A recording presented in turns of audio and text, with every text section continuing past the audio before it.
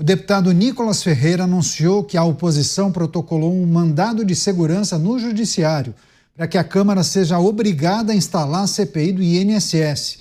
Ele afirma que o país enfrenta um ato de omissão, de afronta à Constituição e de desrespeito à população brasileira que exige e merece resposta. O parlamentar da oposição diz que não pode aceitar que o Congresso feche os olhos para um esquema criminoso que atacou diretamente quem mais precisa, os idosos e os pensionistas do INSS. Por fim, Nicolas disse que, caso o Judiciário negue, não será surpresa, mas vai escancarar para todo o Brasil que os poderes estariam sendo coniventes com o roubo dos aposentados. Chamar o Roberto Mota, que inclusive chegou a ler a manifestação do deputado Nicolas na rede social, não foi, Mota? Foi isso. O deputado Nicolas está dando o exemplo do que os eleitores esperam.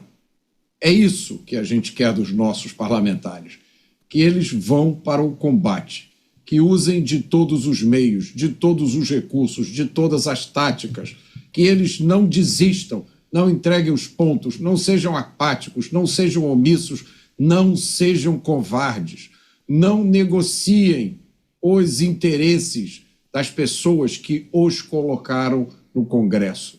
É isso que a gente espera dos deputados, que eles não desistam nunca de colocar os pingos nos is nessa história do INSS, de ir a fundo nas investigações, de descobrir quais foram as instituições, os servidores públicos, os empresários, os sindicalistas, os donos de associações, as autoridades que se beneficiaram desse esquema. Parabéns ao deputado Nicolas, que é um deputado de uma nova geração e talvez por isso entenda esse novo tempo em que nós estamos vivendo. É um tempo onde não dá mais para esconder a covardia. Você, Kriegner, como avalia essa medida tomada por Nicolas Ferreira, publicizando inclusive, e fazendo essa petição diretamente à Suprema Corte? É um sopro de esperança, né? Um sopro de esperança de que a gente vai conseguir avançar. Nós estamos falando exatamente disso aqui.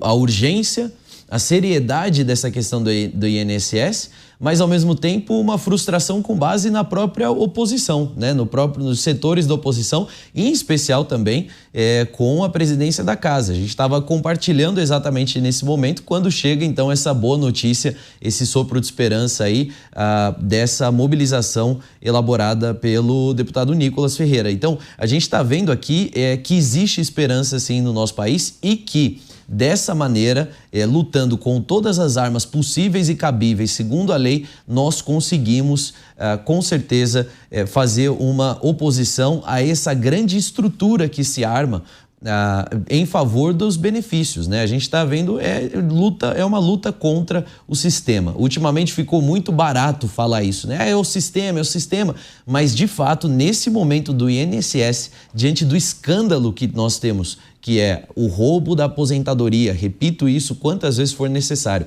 o roubo da aposentadoria dos mais vulneráveis do nosso país. Diante disso, nós temos um escândalo que é também esse grupo, essa coalizão que vai se armando para tentar frear qualquer tipo de iniciativa de investigação e punição daqueles que são envolvidos. Não dos bois de piranha, daqueles que são os cabeças verdadeiros desse esquema, né? Pois é, o deputado Nicolas fez uma postagem, inclusive, na rede social, explicando e justificando essa medida.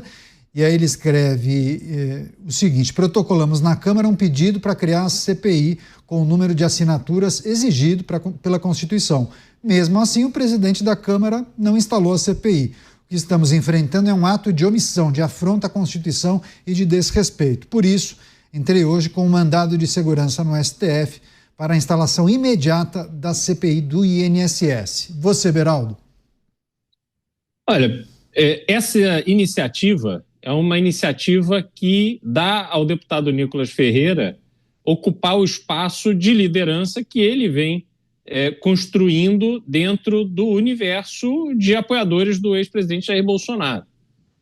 É preciso lembrar que o ex-presidente tem um filho no Senado, Flávio Bolsonaro, um filho na Câmara dos Deputados, Eduardo Bolsonaro, que deixou o mandato e foi para os Estados Unidos, e que há uma carência de liderança. Me parece muito adequado que o Nicolas Ferreira, um jovem que conseguiu decifrar as técnicas de comunicação das redes sociais com um discurso contundente à direita, que ele exerça esse papel e exija de tantos parlamentares que sonham em ter o seu apoio em suas campanhas à reeleição, que esses parlamentares agora entreguem o trabalho necessário para que a oposição cumpra o seu papel.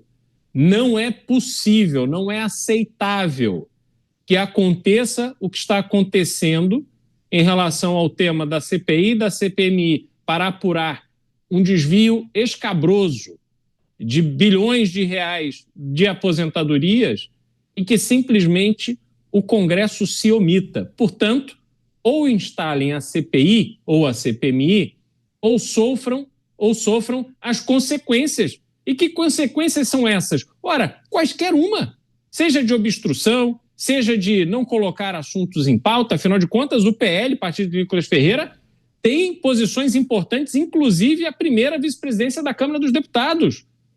Está na mesa do Senado, está em várias comissões das quais o governo depende. Ora, não faça andar os temas, segure, obstrua, não deixe que nada seja votado a favor do governo e crie uma quizumba e coloque gente para buscar informações.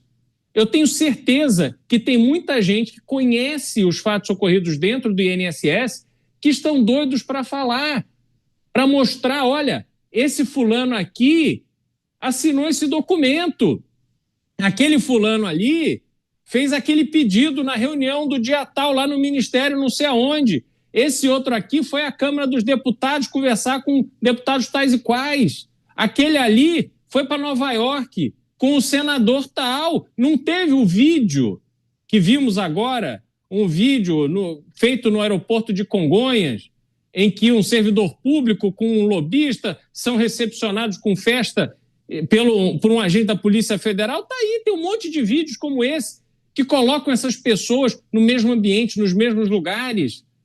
Portanto, a oposição tem que deixar claro que não vai deixar o Congresso Nacional andar até que a moralidade seja restituída. E a moralidade hoje só pode ser restituída se houver uma investigação no formato de comissão parlamentar de inquérito ou comissão parlamentar mista de inquérito no Congresso Nacional.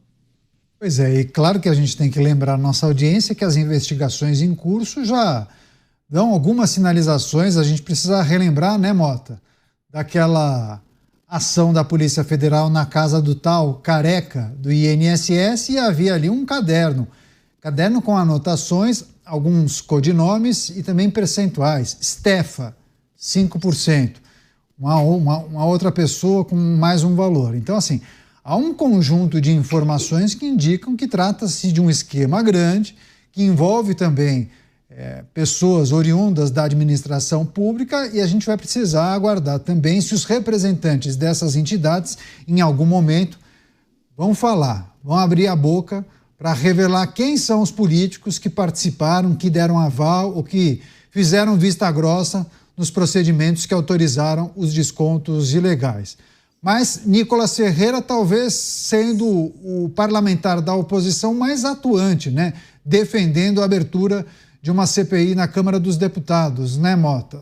Talvez isso contamine os demais que estão, talvez até intimidados, encolhidinhos? É pouco provável, Canhoto. Eu acho que Nicolas Ferreira e mais alguns parlamentares têm, ao mesmo tempo, consciência da responsabilidade que eles têm, da missão que eles têm a cumprir ali no Congresso, e o entendimento do que o eleitor, o cidadão, o trabalhador espera. E é lógico, o Nicolas alia a isso tudo uma capacidade fantástica de comunicação. Ele é um fenômeno. Mas o que destaca o Nicolas, na minha opinião, e a gente vê nesse caso, é a combatividade.